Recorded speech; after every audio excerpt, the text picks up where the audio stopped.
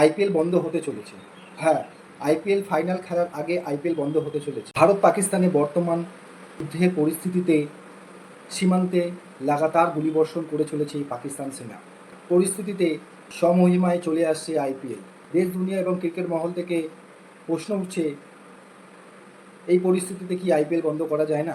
যাচাই চলছে, সেটা জানিয়ে দিলেন আইপিএল চেয়ারম্যান অরুণ ধুমল।